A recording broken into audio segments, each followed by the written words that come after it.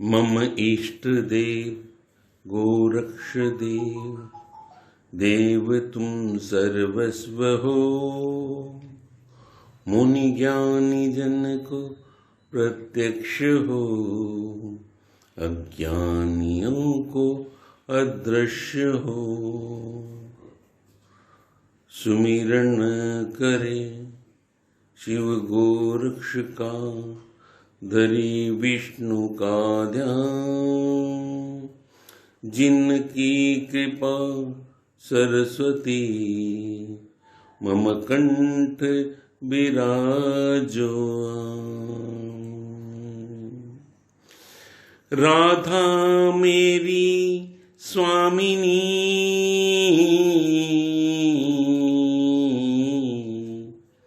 मैं राधे जू को दास। जन्म जन्म मोहि दीजियो, वृंदावन को बास। प्रियात्मन,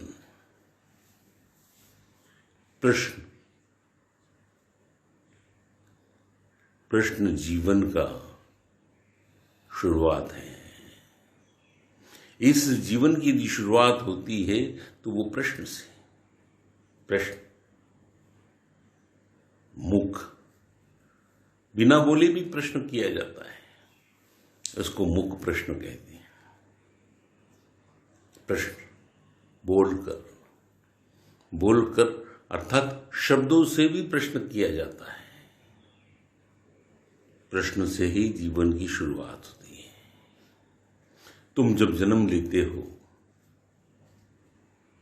तो संसार की तरफ तुम विस्मय से देखते हो, अचरज से देखते हो कि क्या है।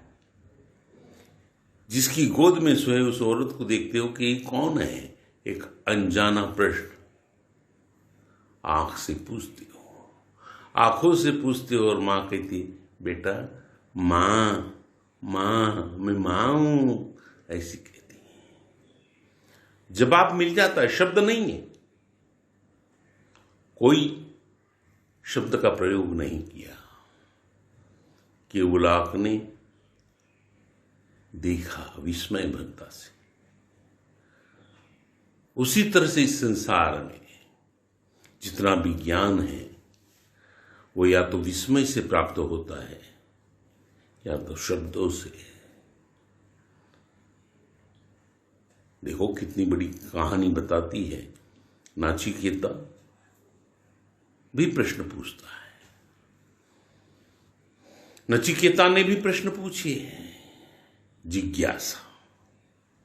लेकिन ये ध्यान रखना, जिज्ञासा भी दो प्रकार की।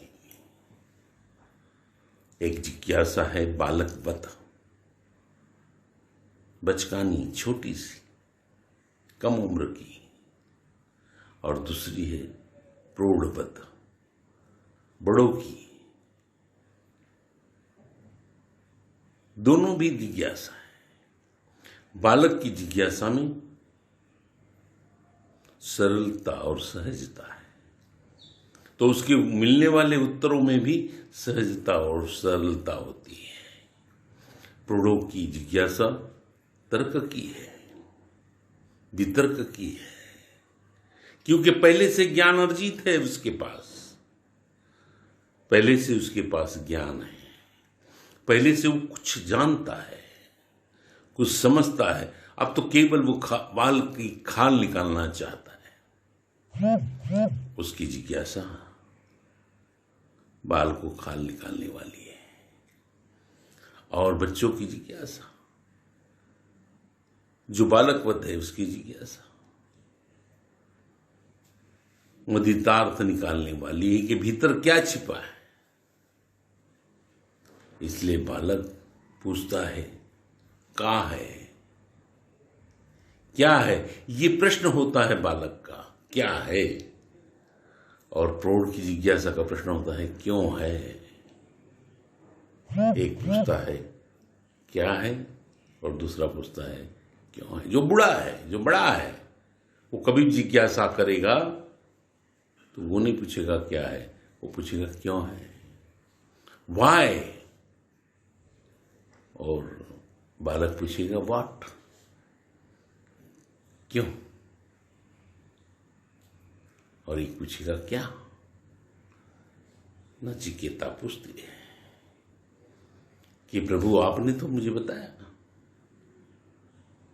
तो तीसरा वर मेरा जो है वो अग्नि विद्या का है। अग्नि विद्या, ऊर्जा का science, the knowledge of energy, energy science. क्या है ये अग्नि विद्या? बड़े बड़े महात्मा प्रवचन करते हैं।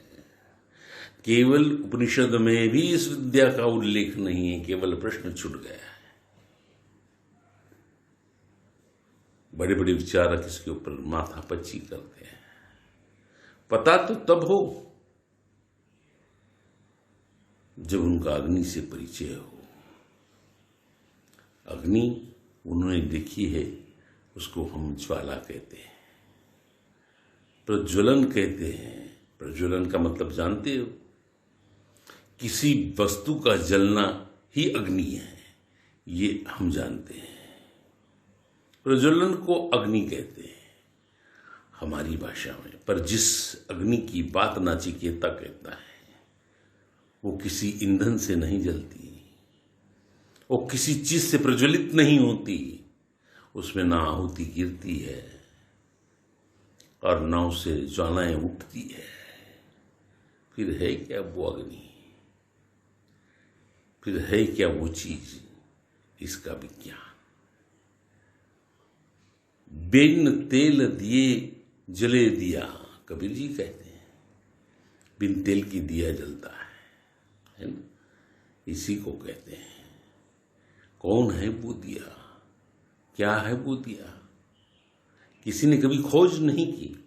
साधना से बहुत कुछ चीजें मिलती है, लेकिन साधना से जो भी मिलेगा उसे हम उपलब्धि नहीं कह सकते। उपलब्धि का मतलब होता है, देखो लोग कहते हैं कि भाई हमको ये उपलब्ध हो गया। उपलब्ध का मतलब मिलना होता है, कुछ तुम्हें मिल जाए। मिलेगा वही जो है विद्यमान। जो विद्यमान नहीं वो मिल कैसे सकता है? जो है ही नहीं वो मिलेगा क्या? जो स्वरूपहीन है, जो गंधहीन है, जो आकारहीन है, जिसका न कोई आकार है, न कोई स्वरूप है, न गंध है, न नाम है, ऐसी चीज को तुम पाओगे तो कैसे पाओगे? वही तो सच मायने में ईंधन है उस ऊर्जा का। सूर्य से ऊर्जा पैदा होती है, सौर ऊर्जा। अग्नि से ऊर्जा पैदा होती है, अग्नि ऊर्जा। लेकिन जिसको हम अग्नि कहते हैं, अग्नि की भी एक नाम तो है नहीं। अग्नि की भी बहुत नाम है। अनल है, अग्नि है, बड़वानल है, कई नाम है। और नामों के अनुरूप अग्नि का स्वरूप भी है। कहाँ की अग्नि किस काम आती है? पर जिस अग्नि की विद्या की बात नचिकेता कहते हैं वो साधी जाती है योग से। जिस रहस्य को जानना चाहता है नचिकेता, नचिकेता के सारे प्रश्न जुड़े हैं स्वविद्या से। स्वविद्या अर्थात शारीरिक विज्ञान से। नचिकेता जानना चाहता है कि क्या है मेरा शरीर। नचिकेता जानना चाहता है क्या है मेरा अहंकार। नचिकेता जानना चाहता है क्या है मेरा मन। नचिकेता जानना चाहता है क्या है आत्मा। वो विश्वास नहीं करता दुनिया के उत्तरों पर, वो विश्वास नहीं करता पुस्तकों और किताबों पर, वो विश्वास नहीं करता चबी चबाई बातों पर। वो चाहता है कि नया कुछ मिले, नवीनतम। नित्य नया बहता है वही तो सत्य है। जो पुराना है, लोग कहते भाई सनातन धर्म, पुरातन धर्म जिसका अंत नहीं, ऐसा धर्म। पर सनातन धर्म सत्य नहीं हो सकता, इसलिए परिवर्तित हो जाता है। सनातन धर्म में परिभाषाएं बदलती रहती, इसलिए हमें अवतारों की आवश्यकता पड़ती है ताकि धर्म टिका रहे। हर युग के बाद हमें एक अवतार नया खड़ा करना पड़ता है, क्योंकि सनातन बनाए रखना है, एक अंतर बनाए रखना है। लेकिन हिंदू धर्म सनातन जिस मायने से है, जिस तरह से है, वो कुछ और है। वो क्या है? वो सत्य का धर्म है, और सत्य में सब समाहित है। सत्य में क्या समाहित है? सत्य में ज्ञान समाहित है, सत्य में मिथ्य समाहित, असत्य समाहित है, सत्य में अनुभव समाहित है, सत्य में अनुभव का भी है। अनुभव नहीं लिया तो भी प्रतीत हो जाएगा। तुम कोई सूर्य का अनुभव नहीं लेते कि मुझे सूर्य का आज अनुभव लेना है, कैसा है, नहीं, अपने आप पता चल जाता है कि प्रकाश देने वाली कोई चीज है, अपने आप पर पता चल जाता है कि ऊष्मा देने वाली कोई चीज है। इस अनुभव को तुम्हें किसी चीज से, किसी वस्तु की आवश्यकता नहीं होती।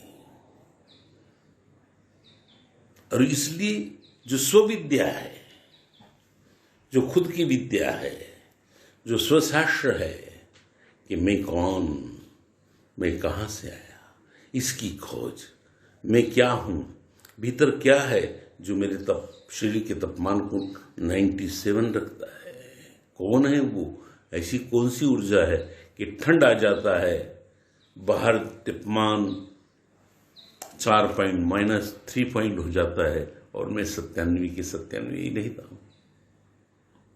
बाहर तापमान 50 सेंटीग्रेड हो जाता है और फिर भी मैं 97 के 97 रहता हूं। लेकिन जब मैं चाहता हूं, जब मैं इनवाइट करता हूं, मैं जब आमंत्रित करता हूं बीमारियों को, तब मेरे शरीर का तापमान 102 भी हो सकता है। बाहर 50 होगा लेकिन अंदर 102, 103 भी हो सकता है। कौन है ये जो तापमान को बढ़ाता है, घटाता है? कौन है इसका कंट्रोलर? कौन है जो इस चीजों को संभालता है? कौन है जिसने हमें खड़ा कर रखा है? इन सारे प्रश्नों के प्रश्न के उत्तर चाहता है नाचिकेता। नाचिकेता कोई साधारण व्यक्ति का नाम नहीं है। नाचिकेता बालक है, और बालक हरदम चाहता है कि मेरी मुट्ठी में सारा आकाश आ जाए। बालक हरदम चाहता है कि मुझे संपूर्ण दुनिया का ज्ञान हो जाए।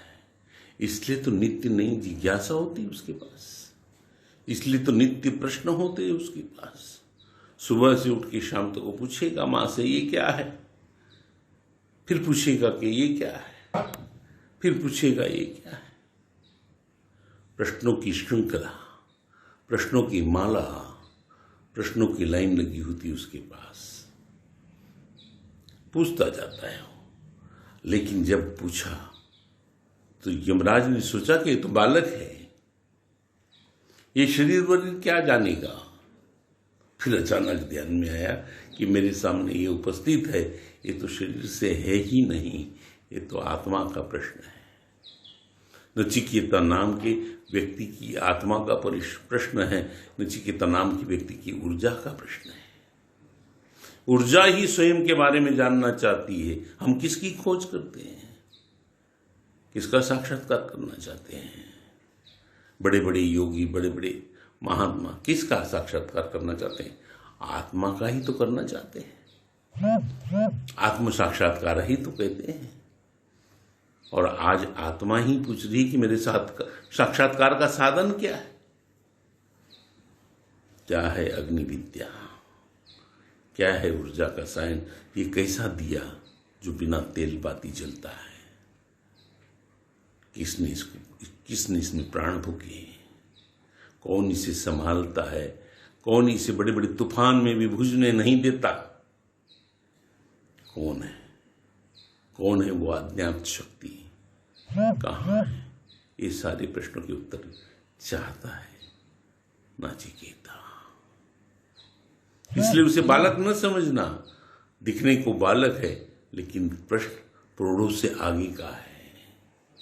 एक ज्ञानी का प्रश्न है, एक जिज्ञासु का प्रश्न है, एक मुमुक्षु का प्रश्न है, जिसे मुक्ति और मोक्ष की आस है, जिसे पुनः अपनी उस ऊर्जा में सम्मिलित होने की आशा है जहां से वो चला था, वहीं पे लौट जाना चाहता है जहां से वो आया था। बूंद सोच रही है कि फिर से सागर में मिल जाऊं। तुम्हारा जीवन भी बूंद जैसा है, पर कोई शबनम बन जाता है, कोई मोती, कोई लोहे पर गिरकर जल जाता है, कोई आग पर गिरकर जल जाता है, कोई सूर्य की किरणों से बाष्पीभूत हो जाता है। बूंद तो तुम भी हो, उसी सागर के, उसी ब्रह्म के अंश तो तुम भी हो, लेकिन अंश होने के बावजूद भी तुम्हारे जीवन की मूल्यांकन किया है कि तुम्हारा जीवन रहा क्या है, तुम्हारा जीवन है क्या? क्या तुम उस बूंद के समान नहीं जो कुछ पल प्रकाश में रही और थोड़ी देर में अदृश्य हो गई, बाष्प हो गई, बाष्पीभूत हो गई। थोड़ी सी साधना करता है आदमी, फूलों की पंखुड़ी पे जम जाता है, थोड़े दिन चमकता है और उसके बाद में एक हवा का झोंका आता है, पंखुड़ी से निखर कर गिर जाता है, मृत्यु को प्राप्त हो जाता है। क्या ऐसा बूंद हो तुम? एक बूंद पानी सिप में गिरता है स्वाति के दिन, स्वाति नक्षत्र में, और जैसे ही बूंद वो पानी गिरता है मोती बन जाता है, शाश्वत बन जाता है। यही शाश्वतता साधना है, यही सातत्य का क्रम कि तुम बूंद को किस तरह से संभालते हो, बूंद से तुम क्या बन पाते हो, ये महत्वपूर्ण है। बूंद तो सब है। नाचिकेता भी सोच रहा है कि मैं एक बूंद हूं, लेकिन पुनः सागर में विलय हो जाऊं। चाहता तो वो भी मोती बनकर किसी की गले की शोभा बढ़ाता, चाहता तो वो भी आभूषणों के बीच में जगह पाता, पर नहीं, उसे तो जानना है कि सागर में लौट कर कैसे जाना है। कहता है, मैंने एक कभी सुना था फिल्मी गीत की 2 लाइनें, और वो थी, जिंदा हूं जिंदगी के गमे जिंदगी नहीं, जलता हुआ चिराग हूं मगर रोशनी नहीं। कहता है कभी गीतकार कहता है कि मैं जिंदा हूं, लेकिन गमों ने इतना मुझे मार डाला है कि अब जिंदगी है कि नहीं है यही पता नहीं चलता। मुझे पता है कि मैं दिया हूं, जल रहा हूं, पर इसकी कोई रोशनी नहीं, इसका कोई उपयोग नहीं। इस दिए का फायदा तो तब है जब रोशनी करे। दिए का फायदा तो वो है वो किसी काम आए। मैंने सुना है, एक अंधा था, एक अंधा था, लेकिन वो हरदम अपने हाथ में लालटेन जला के चलता था। लोग हंसते, लोग कहते कैसा मूर्ख है, अंधा है, रास्ता दिखता नहीं और दिया जला के घूम रहा है, लालटेन लेकर घूम रहा है। इससे बड़ा मूर्ख तो संसार में कोई हो नहीं सकता। एक दिन किसी बड़े वैज्ञानिक ने, बड़े ज्ञानी ने, अपने आप को होशियार समझने वाले ने उससे कहा, पूछा, अबे सूरदास, क्या पागल जैसी बातें करता है, क्यों पागल जैसी हरकत करते हो?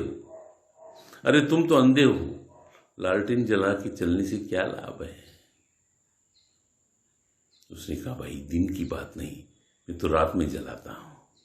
हाँ बोले, हम भी यही पूछते हैं कि रात में जला के चलने से क्या लाभ है? अरे तुमको दिखता नहीं तो इस उजाले का करोगे क्या? सूरदास ने कहा, ये उजाला मेरे लिए नहीं, दूसरों के लिए है, ताकि उनकी पता चले कि मैं सामने से आ रहा हूं और कोई मुझसे टकराए नहीं, इसलिए जला रखा है। इसलिए नहीं ये तुम्हारे लिए। नचिकेता के प्रश्न खुद के लिए नहीं है। जो ज्ञानी हो जाता है, जो परोपकारी हो जाता है, उसकी सारी चीजें दूसरों के लिए होती, उसका प्रकाश भी दूसरों के लिए है। जलता हुआ दिया हूं पर रोशनी नहीं, और हम जल तो रहे पर प्रकाश ही नहीं, इसलिए टक्कर खा जाते हैं, इसलिए टकरा जाते हैं। कभी हम टकरा जाते हैं, कभी कोई हमसे टकरा जाता है। और जब कोई टकरा जाता है तो बैर, द्वेष, विद्वेष ये पैदा होते हैं। जब हम टकरा जाते हैं, अहंकार, अस्मिता ये पैदा होती है। दुख पैदा होते हैं। जब हम टकराते हैं तो दुख पैदा होता है, और दूसरा टकराता है तो क्रोध पैदा होता है। तुमसे कोई टकरा जाए तो तुमको दुख नहीं होता कि मुझसे क्यों टकरा गया, तुम कहते तेरी तो क्यों टकराया, क्रोध पैदा हो जाता है। इसीलिए प्रकाश होना चाहिए। प्रकाश इसलिए भी होना चाहिए कि हम अपने आप को जान सके, हमारी कोठरी में क्या छिपा है, हमारे शरीर में क्या क्या है, ये भी हमें पता चले। यदि ये पता चलता है, ये समझ में आता है, तो हमने बहुत कुछ पा लिया, बहुत कुछ कर लिया। युवराज समझ गए कि नचिकेता स्वविद्या को जानना चाहता है। स्वविद्या, शरीर का विज्ञान। तुमने कभी देखा है इस शरीर की दो अवस्थाएं, क्या? कर्म और विश्राम, यही दो अवस्थाएं इस शरीर की। या तो तुम कर्म में रत रहते हो, या तो विश्राम में रत रहते हो।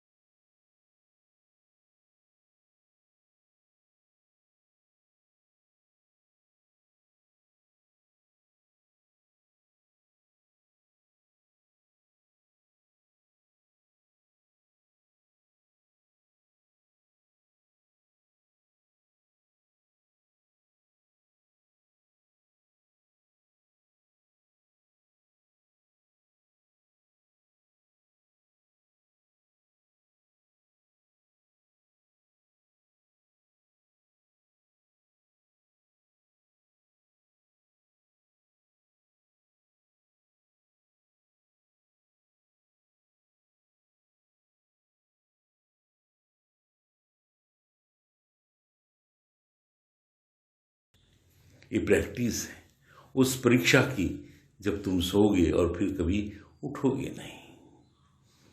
जब तुम लेटोगे तो फिर उठोगे नहीं। उसकी प्रैक्टिस तुम करते हो जिंदगी भर, पर समझ नहीं पाते।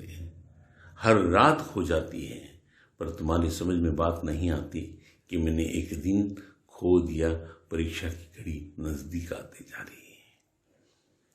मेरा एक दिन बीत गया अभ्यास करते करते, परीक्षा की घड़ी आती जा रही है। ये तुम सोच नहीं सकते, ये तुम समझ नहीं सकते। इसलिए निंद्रा, और दूसरी बात चिर निंद्रा। लेकिन जब स्व शरीर का अभ्यास करते हो, जब स्व विद्या का अभ्यास करते हो, तो एक और निद्रा बीच में आ जाती है। साधारण जीवन में निद्रा और चिर निद्रा। चिर निद्रा मतलब परमानेंट सो जाना, एक बार सोए तो फिर उठना नहीं, मृत्यु। लेकिन जब तुम साधना करते हो,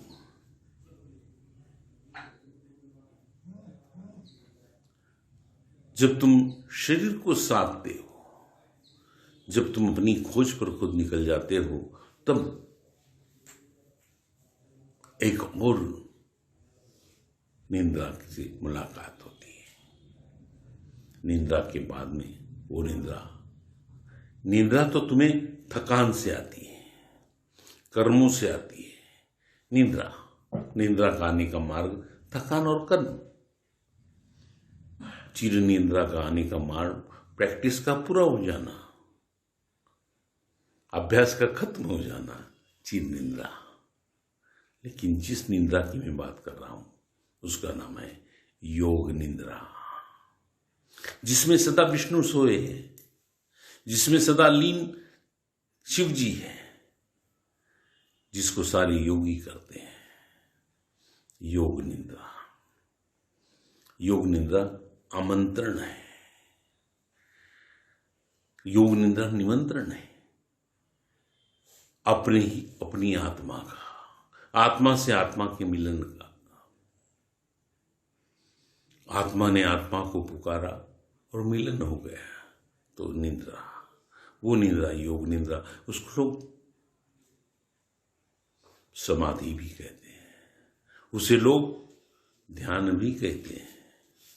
उस निद्रा में भी तुम्हें अपने शरीर का भान नहीं रहता कि तुम हो कहाँ। निद्रा में भी नहीं रहता, योग निद्रा में भी नहीं रहता, और चिर निद्रा में भी नहीं रहता। निद्रा एक ऐसी जड़ी है, एक ऐसी बूटी है जिसमें तुम्हें बेहोश कर देती है। तुम्हें पता ही नहीं रहता कि तुम कहाँ हो, तुम्हें पता ही नहीं रहता कि तुम क्या हो। राजा है तो पता नहीं, रंक है तो पता नहीं, सो गए खटिए पे है तो पता नहीं, बिस्तर पे है तो पता नहीं, मखमल पे है तो पता नहीं, दरी पे है तो पता नहीं, कुछ पता नहीं चलता उस अवस्था में। हे नाचिकेता, यह अवस्था मूल अवस्था है अंधकार की। यह अवस्था है, यहां प्रकाश नहीं है। लोग कहते हैं कि ध्यान और समाधि में ज्ञान की प्राप्ति हो जाती है, ध्यान में ज्ञान की प्राप्ति हो जाती है। नहीं, असंभव। निद्रा में ज्ञान की प्राप्ति हो जाती है, असंभव। चिर निद्रा में ज्ञान की प्राप्ति हो जाती है, असंभव। ध्यान में रखना, निद्रा में स्वप्न की प्राप्ति हो सकती है, योग निद्रा में जिज्ञासा की, मुलाकात की प्राप्ति हो सकती है, और चिर निद्रा में पुनर्जन्म की प्राप्ति हो सकती है। हर निद्रा का एक फल है, हर निद्रा में कुछ न कुछ मिलता तो है। लेकिन भौतिक निद्रा जो है तुम्हारी, जो शरीर की विश्राम स्थिति है, जहां शरीर विश्राम करता है, जहां शरीर आराम करता है, जहां पे शरीर को शांति मिलती है, और जहां वो रिचार्ज होता है, उसकी शक्तियां पुनः संग्रहित होती है, पुनः दूसरे काम के लिए तैयार हो जाता है, वो निद्रा रात्रि निद्रा।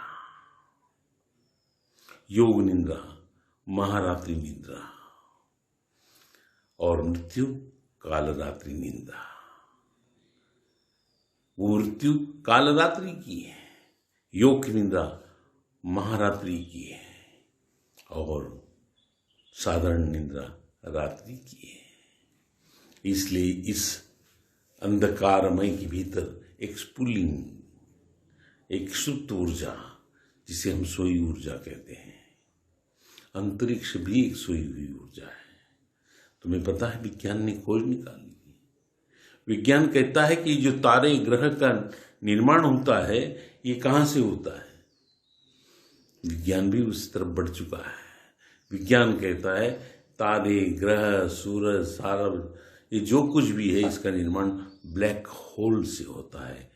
कृष्ण विवर से होते है, एक अंधकार का कुआं है जिसमें से सब निकलते हैं और यही अंधकार के कुएं में समा भी जाते हैं।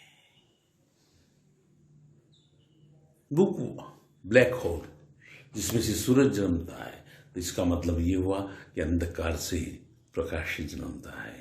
इसका मतलब ये हुआ जहां अंधकार है, जहां रात्रि है, वहां से ज्ञान का प्रारंभ होता है। इसका मतलब यह हुआ कि अज्ञान जहां है वहीं ज्ञान है।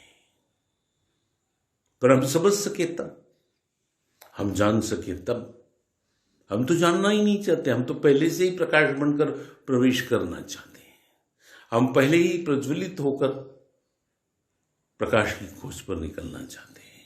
मुझे बताइए, दिया है और दिन है तो क्या प्रकाश प्रकाश को खोज लेगा? जब बाहर भी प्रकाश अंदर भी प्रकाश, तुम्हारा प्रकाश लोप हो जाएगा, तुम्हारा प्रकाश तो दिखाई नहीं देगा, है न? यदि दिन है और दिन में तुम टॉर्च जला रहे हो तो दिखाई देता है टॉर्च।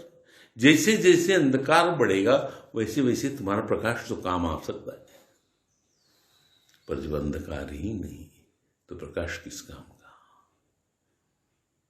प्रकाश में प्रकाश शून्य हो जाता है, किसी काम का नहीं रहता है। ये नाचिकेता, मनुष्य का शरीर भी एक गुफा है, एक काल कोठरी है, एक अंधकार का विवर है। इसी में से प्रकाश की उत्पत्ति होती है। वो काल का और अंधकार का विवर कहाँ है? जहाँ पे केवल अंधकार ही अंधकार था, जहाँ पे तुम्हारा प्रकाश जन्मा, वो क्या था? माँ का गर्भ। वहां पे केवल अंधकार था। तुम तो वहां हाथ पैर मारते थे, एक जल में एक तैरते रहते थे। तुम्हें तो पता ही नहीं था जीवन क्या है। तुम्हें पता ही नहीं था कि दिया जलेगा कैसे। केवल एक दिया आकृति ले रहा था। एक दिया जलने की घटना के रूबरू होना चाहता था। और वो एक दिन आया जब तुम्हारा जन्म हुआ। पर तुमने देखा होगा, संसार की कोई भी चीज ज्वलनशील तब है और तब तक है जब तक उसे ऑक्सीजन मिल रहा है। जैसे ही बच्चा बाहर आता है और यदि वो सांस नहीं लेता तो मृत कहलाता है, ऑक्सीजन नहीं लेता तो मर जाता है। इसलिए डॉक्टर उसे उल्टा लटका कर सांस देते हैं, उसकी मशीन को चालू करते हैं, ईंधन को उसके अंदर डालते हैं ताकि उसका दिया जल जाए, ताकि उसके अंदर प्राण फूक जाए। और इसीलिए तो ऑक्सीजन को प्राणवायु भी कहते हैं, कि जीवन जुड़ा है इससे, है जीवन जुड़ा है। लेकिन जब शरीर की साधना करते हो, स्व साधना करते हो, तो बड़ा विचित्र अभ्यास करना पड़ता है। अभ्यास क्या है स्व साधना में? कि साधारण जीवन जी रहे हो तो बिना ऑक्सीजन के तुम जी नहीं सकते। साधारण जीवन जी रहे हो तो बिना ऑक्सीजन के तुम जी नहीं सकते हैं। लेकिन स्व साधना पे जब उतरते हो, शरीर की साधना पर जब चलते हो, तब ऑक्सीजन को छोड़ना पड़ता है, ऑक्सीजन को बंद करना पड़ता है, प्राणायाम करना पड़ता है, सांस को रोकना पड़ता है, और उसके बाद भी दिया जलता रहे, सो योग। लेकिन थोड़ा सा भी गड़बड़ा जाए तो योगाभ्यास, और बिल्कुल गड़बड़ा जाए तो कोई नहीं, प्रैक्टिस है, केवल अभ्यास। एक योगाभ्यास, अभ्यास और सीधा परमात्मा से मिलन। ऑक्सीजन को तुम कितनी देर बिना प्रयास के रख सकते हो? बिना ऑक्सीजन लिए तुम्हारा दिया भीतर कितनी देर जल सकता है, इस पर निर्भर करती है तुम्हारी साधना की कसौटी। लोग कहते साहब महाराज जी 7 साल समाधि में थे, कोई कहता है 200 साल से जिंदा है, 300 साल से जिंदा है। क्या सत्य है, क्या सत्य है, इसके विवाद में मैं नहीं पड़ता। पर हाँ, ये सत्य है कि यदि उन्होंने ऊर्जा साइंस को जान लिया है, विज्ञान को जान लिया है, तो बिना ऑक्सीजन के भी वो दिया जला सकते हैं।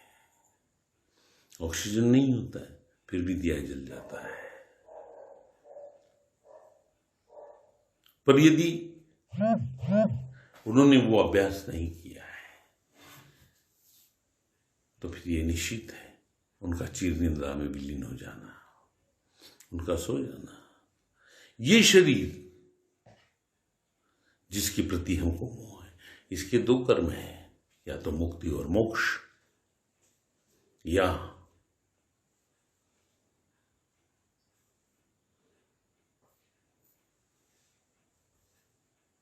भोग।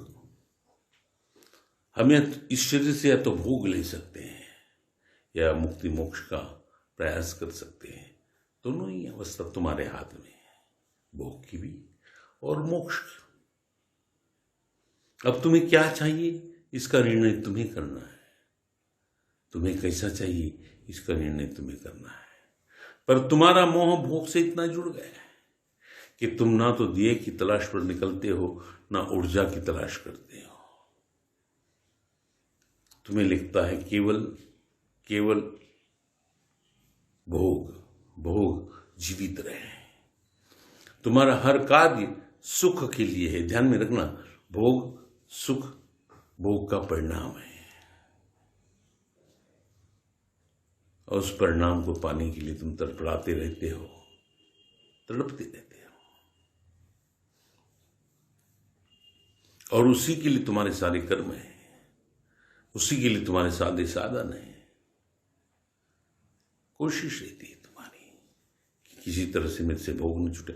इसलिए मैं कहता हूं, मृत्यु का डर नहीं है तुम्हें, मृत्यु से कोई नहीं डरता।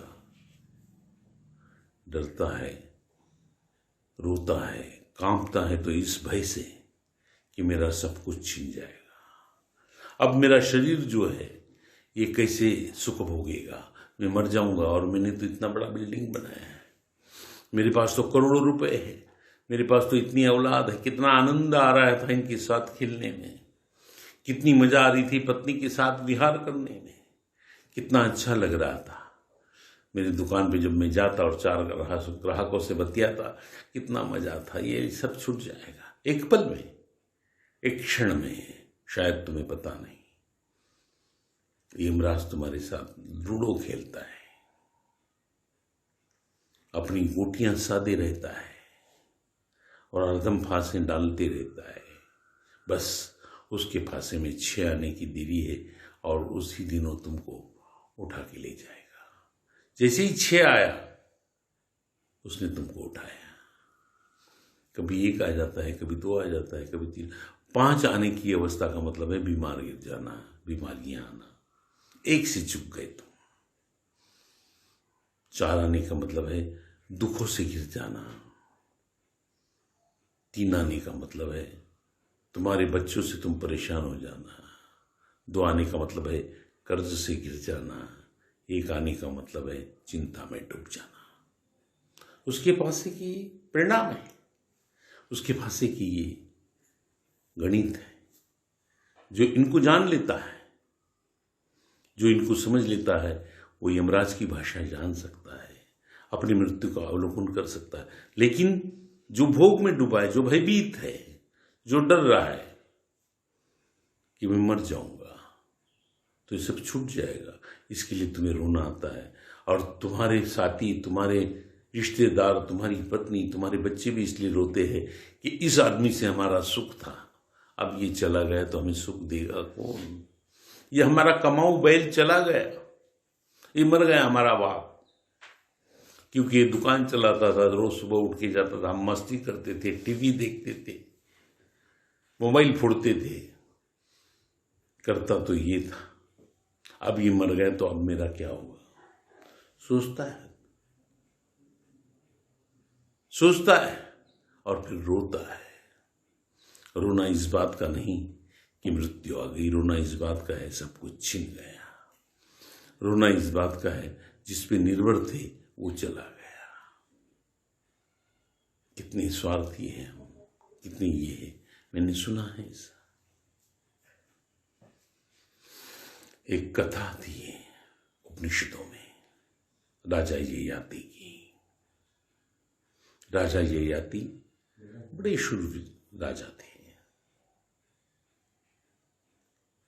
बड़े शक्तिशाली। शूरता और वीरता की उनकी कीर्ति थी, लेकिन वो अपनी शूर वीरता का एक ही उपयोग करते थे। क्या करते वो?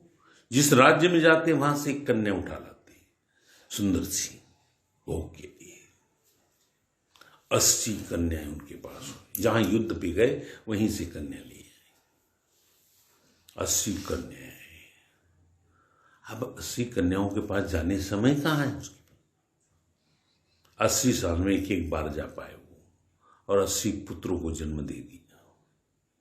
परिवार बड़ा हो गया,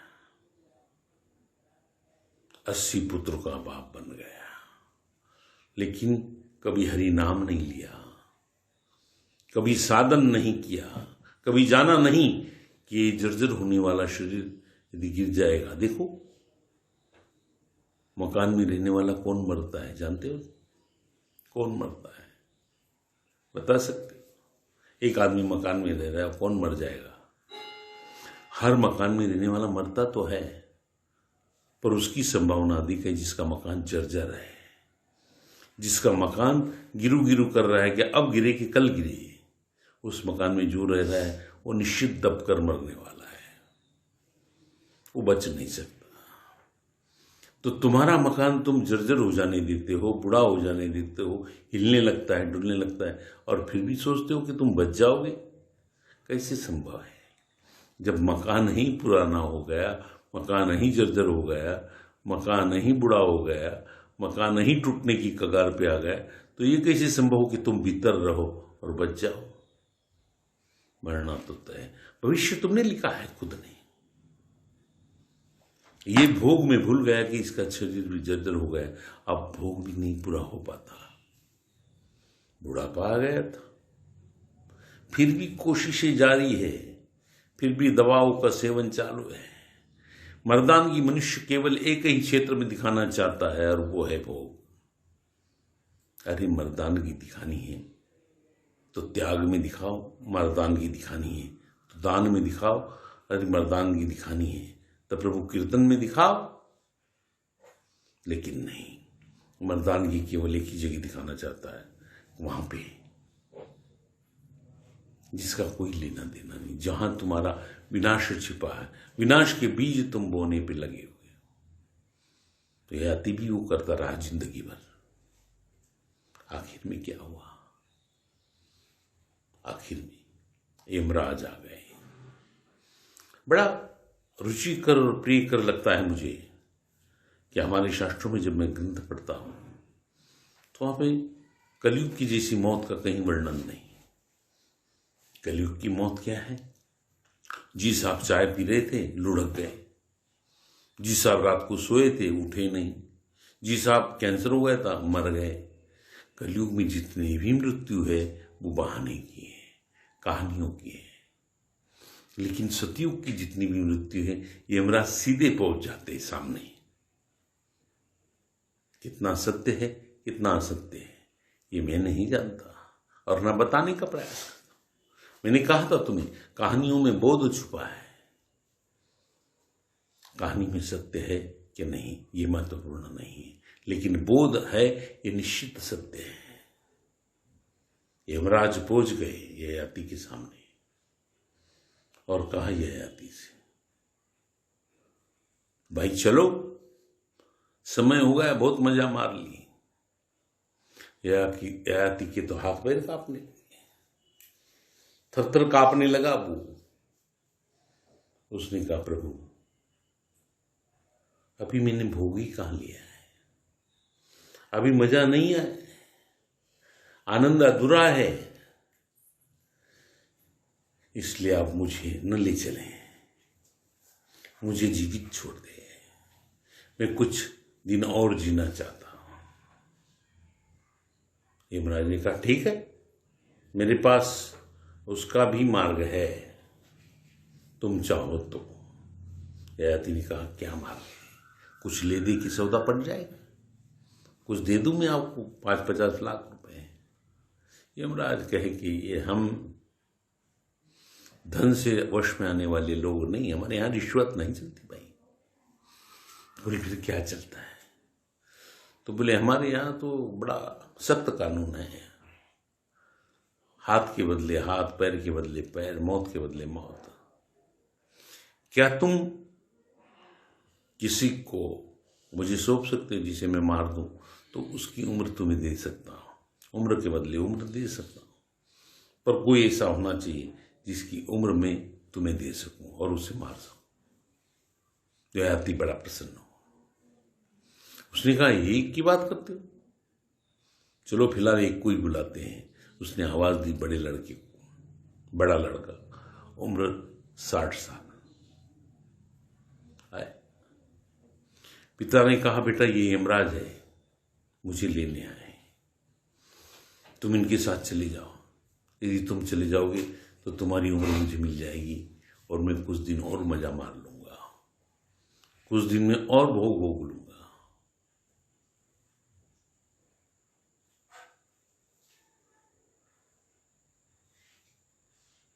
लड़की ने कहा क्या कहा? भोग भोगना है? मुझे बताइए पिताजी, 80 साल की उम्र में आप तृप्त न हो सके तो अभी तो मेरी 60 है, मेरे को भी तो भोग भोगना है, मेरे को भी तो उपभोग लेना है, मैं अपनी उम्र नहीं देता। उसने इनकार कर दिया। यमराज ने बोला भैया अब क्या बात बताओ। दूसरे को बुलाया, तीसरे को बुलाया, 80 बच्चों में से 79 बच्चे आ गए। सबने कह दिया कि हम अपनी उम्र तुम्हें नहीं देंगे। ययाति की आंखों में पानी आ गए। आखिरी पुत्र था,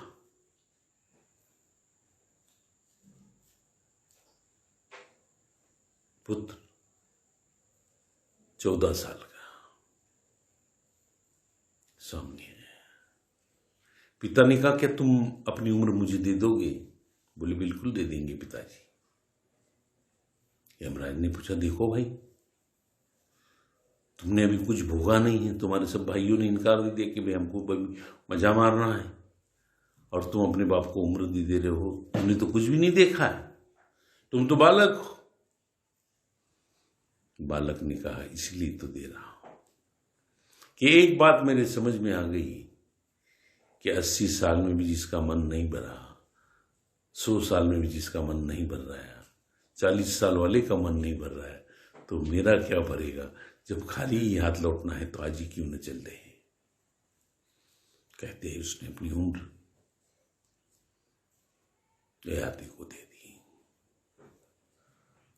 लेकिन ययाति ने मना कर दिया क्योंकि ययाति की आंखें खुल गई। उसने यमराज को कहा प्रभु मुझे भोग से नफरत हो चुकी है, जहां मेरा इतना छोटा पुत्र तैयार हो गया देने के लिए, तो मैं भला मूर्ख इन सब की उम्र लेने के बाद में आखिर मिलेगा क्या?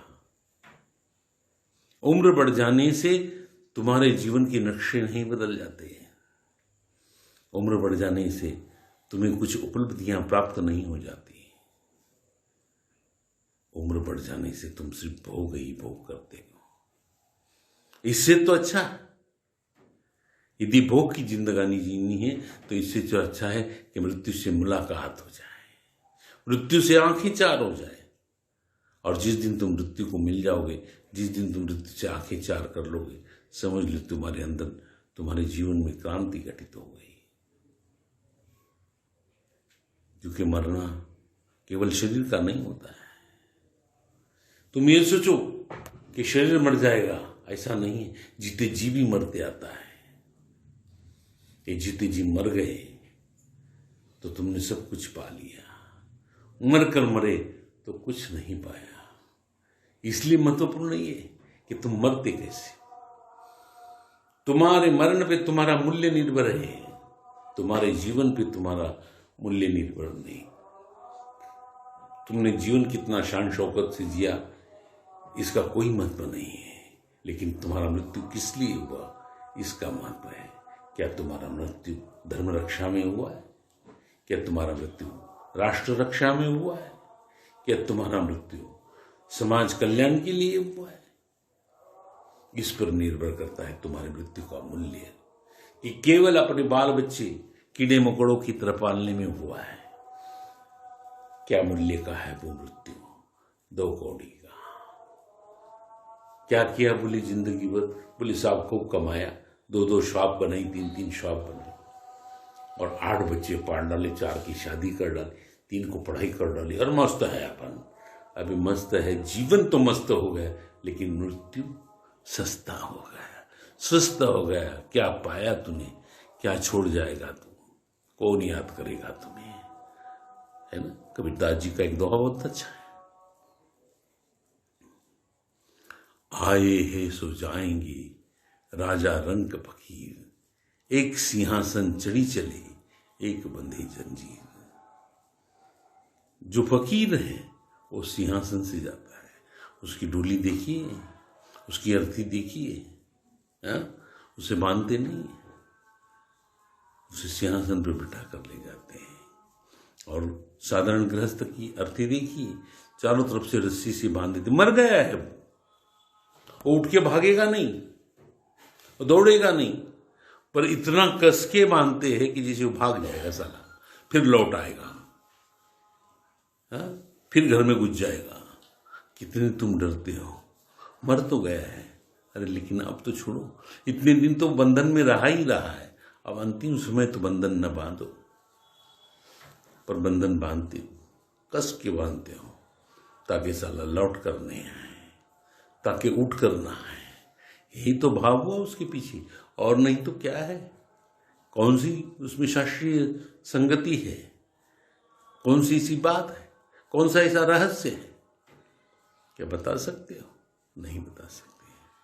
तो इसलिए मृत्यु पर निर्भर करता है कि तुम्हारा मूल्य क्या है, तुम्हारे जीवन पर नहीं।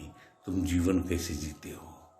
जिसे मृत्यु से आंखें चार करना आ गई, वही मृत्यु के पार चला गया। जिसने मृत्यु से मुलाकात कर ली, वही मृत्यु से पार चला गया। मैंने सुना है ऐसा। एक दिन एक राजा शिकार के लिए निकला, और अक्सर तुमने देखा होगा पुरानी कहानियों में, राजा सिपाहियों के साथ निकलता है और हरदम बिछुड़ जाता है। पता नहीं क्यों बिछुड़ जाता है। सिपाही कहीं चले जाते, वो अकेला कहीं चले जाता है। हर कहानी में ऐसा होता, इस कहानी में भी वैसा ही हुआ। राजा अकेला, सेना पीछे, राजा रास्ता भटक गया। हर राज्य का राजा रास्ता भटक जाए तो विनाश की तरफ चले जाता है। राजा सही रास्ते पे है तो उपलब्धियां प्राप्त करता है। हर कहानी में राजा भटक जाता है। कोई कोई कहानी जिसमें राजा मार्ग नहीं भटकता, जिसे राम वन में चलते हैं तो मार्ग नहीं भटकते। क्यों नहीं भटकते? जहां उन्हें शक होता है वहां वो पूछ लेते हैं, वहां वो जानकारी कर लेते हैं कि भाई चित्रकूट कहाँ है, कि भाई भारद्वाज ऋषि का आश्रम कहाँ है। ये पूछ लेते हैं, भटकते नहीं। पूछना बुरी बात नहीं है, भटकना बुरी बात है। वो राजा भटक गया।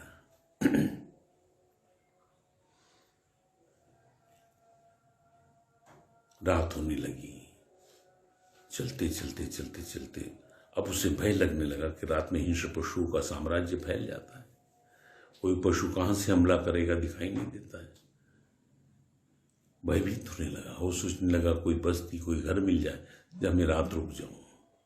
दूर देखा एक दिया जल रहा था झोपड़ी में। उस झोपड़ी की तरफ बढ़ दिया, लेकिन जैसे जैसे झोपड़ी की तरफ बढ़ने लगा वैसे वैसे दुर्गंध से उसकी नाक सिकुड़ने लगी और उसने अपना वश लेकर नाक पर दबा लिया। इतनी दुर्गंध, पर जान पर खतरा था, संकट अधिक था, इसलिए बढ़ता गया। झोपड़ी पास जाने के बाद में तुम्हें पता है क्या हुआ? वो बदबू से खो गई। बदबू नहीं आ रही थी।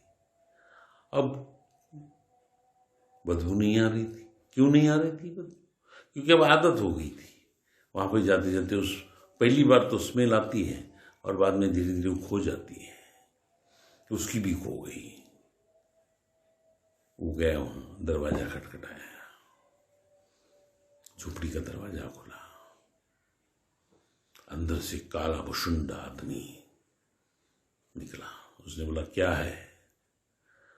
महाराज ने कहा कि हे महामानव, हे प्रभु, हे देवता, मेरी रक्षा कीजिए। मैं फला गांव का राजा हूं, रास्ता भूल गया हूं। क्या आप अपने कुटिया में मुझे एक रात्रि के विश्राम के लिए जगह दे सकते हैं? उसने कहा, दे तो सकते हैं, लेकिन हमारे यहां एक शर्त है। बोले, क्या? बोले, सुबह होते से तुम्हें कुटिया छोड़ देनी पड़ेगी। यदि कुटिया नहीं छोड़ी, सूरज निकल आया तो हम तुम्हें मार डालेंगे।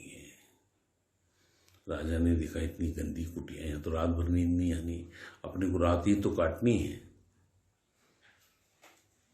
उसने कहा, ठीक है, हम उठ के सुबह से तुम उठाने के पहले निकल जाएंगे। तो उसने कहा, आपका स्वागत है, अंदर आइए।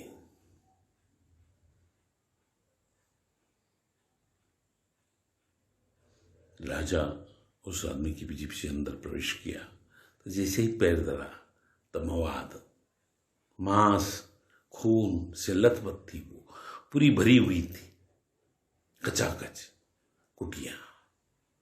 अरे बाप रे बाप रे बाप रे, ये कहाँ आ गया मैं? राजा सोचने लगा।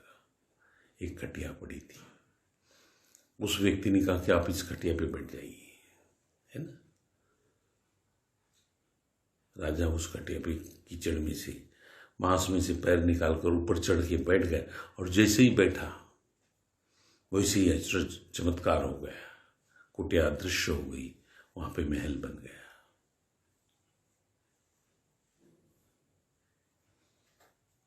महल बनते के साथ में दास दासियां, बहुत अच्छे अच्छे व्यंजन, उनकी सुगंध से भर गया। दासियों ने राजा को भोजन कराया। जंगल में मंगल हो गया था। जंगल में जहां भय था वहां पर अब दासियां मिल गई। राजा मस्ती में डूब गया, खूब भोग किया रात भर और सो गया। सुबह सुबह में नींद आ गई, सो गया। लेकिन अचानक कोई तेज चीज उसके गले में चुभी। हड़बड़ा के उठा और देखा तो काला भुषुंड तलवार लेके खड़ा था। देखा तो चारों तरफ मांस और मांस, मवाद, खून सब फैला हुआ है। कांपने लगा। उसने कहा उस आदमी से कि प्रभु, मेरे से गलती हो गई। सूरज निकल गया और मैं सोता रहा। आप मुझे मारने वाले हैं, पर मेरी एक विनती है। मारना है, मारी, कोई बात नहीं, पर एक रात और मुझे सोने दीजिए, एक रात मुझे और रहने दीजिए, क्योंकि जो मजा मैंने पाया वो इतनी रात में कभी नहीं पाया जितना मजा कल रात में पाया। उस मूर्ख ने कहा, लेकिन वो तो ज्ञानी था, जो पुरुष था। उसने कहा, नहीं राजन, मरना तो तुम्हें पड़ना ही पड़ेगा, क्योंकि ये झोपड़ी मेरी है, इसके मालिक तुम नहीं। प्रतीकात्मक है कथा। मालिक कौन? मालिक काल। सुख के दुख के अनुभवों को संग्रहित कौन कर रहा है? कौन भोग ले रहा है इस देह में? यही तो है वो कुटिया जो मांस, मदिरा, मवाद से भरी हुई है। इसमें तो है वो राजा जो भोग चाहता है। तुम्हारी आत्मा रोज चाहती है कि भोग मिलता रहे, और जब काल तलवार लेकर आ जाता है तो विनती करते हो, गिड़गिड़ाते हो कि मुझे क्षमा करो, मुझे छोड़ दो। जीना चाहते हैं, मरना नहीं चाहते। और इसी भोग के लालसा के अंदर तुम योग को भूल जाते हो, तुम शरीर विद्या को भूल जाते हो, सविद्या को भूल जाते हो। तुम ये भूल जाते हो कि तुम आए कहाँ हो, किस लिए तुम्हारा जन्म हुआ है, कैसे तुम्हारा जन्म हुआ, ये सब तुम भूल जाते हो। लेकिन जिस दिन तुम्हें ये याद रहता है, जिस दिन तुम्हें ये याद आ जाता है, उसी दिन तुम्हारी जिंदगी में एक क्रांति आ जाती है, एक परिवर्तन आ जाता है। मैं तुम्हें डराने के लिए कथा नहीं कह रहा हूँ, मैं तुम्हें भयभीत करने के लिए प्रवचन नहीं कह रहा हूँ। मैं तो तुम्हें इसलिए कह रहा हूँ कि तुम जागो और आसानी से मृत्यु के पार चले जाओ। तुम जागो और वो पा सको, वो देख सको जो मृत्यु ने छिपा रखा है। वो भोग, वो आनंद तुम्हें प्राप्त हो जो तुम आज तक चुकते आए हो। इसलिए मेरी ये कथाएं हैं, इसलिए मेरा ये प्रवचन है। और इसलिए मैं एक बात कहना चाहूँगा, भले ही हमें मरना है, लेकिन 1-2-4 लाइन में सुना दूँ, फिर उसके बाद में तुम्हें बताता हूँ।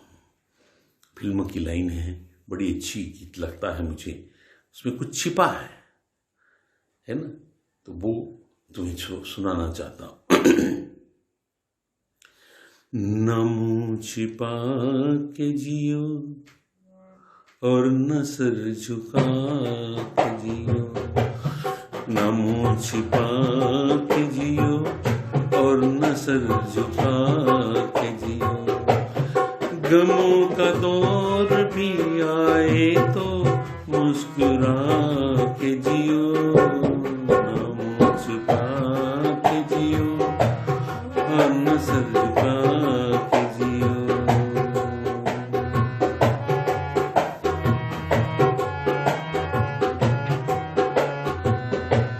न जाने कौन सा पल मौत की अमानत हो, न जाने कौन सा पल मौत की अमानत हो। हर एक पल की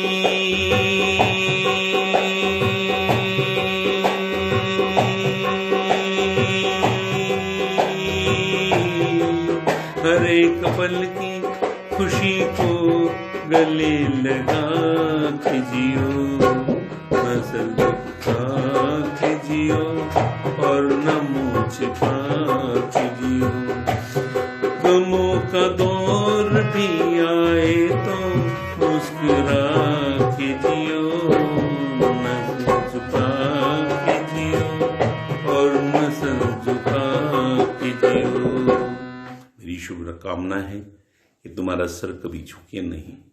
मेरी शुभकामना है कि तुम सदा मुस्कुराते रहो और अपने जीवन को जो जियो। मृत्यु से कैसे लड़ना, क्या लड़ना, फिर कभी हम प्रवचन में देखेंगे। क्या है स्वविद्या, स्वशरीर विद्या, इसके बारे में ज्ञान लेंगे। तब तक के लिए बस आज के दिन इतना ही, आपसे विदा लेता हूँ। ओम तत्सत। आइए 1 मिनट देखें, थोड़ा सा भगवान का संकीर्तन कर ले, क्योंकि व्याख्यान है 1 मिनट का, बस ज़्यादा समय नहीं लूँगा आपका, है ना। आइए। कृष्ण गोविंद गोविंद गोपाल नंदलाल, कृष्ण गोविंद गोविंद गोपाल नंदलाल, कृष्ण गोविंद गोविंद गोपाल नंदलाल, कृष्ण गोविंद गोविंद गोपाल नंदलाल, कृष्ण गोविंद गोविंद गोपाल नंदलाल, कृष्ण गोविंद गोविंद गोपाल नंदलाल। हे गोपाल नंदलाल, हे गोपाल नंदलाल, हे गोपाल नंदलाल, कृष्ण गोविंद गोविंद हे गोपाल नंदलाल, कृष्ण गोविंद गोविंद हे गोपाल नंदलाल, कृष्ण गोविंद गोविंद हे गोपाल नंदलाल, कृष्ण गोविंद गोविंद हे गोपाल नंदलाल, गोपाल नंदलाल, गोपाल नंदलाल, गोपाल नंदलाल, हे गोपाल